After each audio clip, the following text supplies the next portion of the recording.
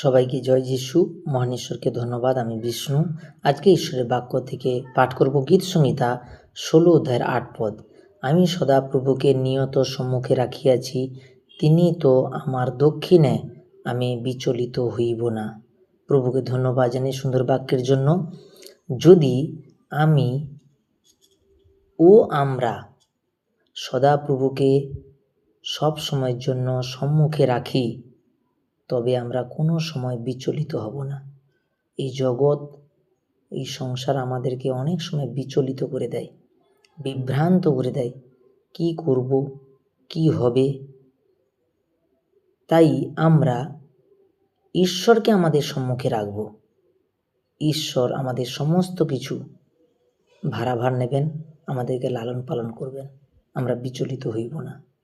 এর জন্য প্রভুকে ধন্যবাদ জানাই। জয় যিশু।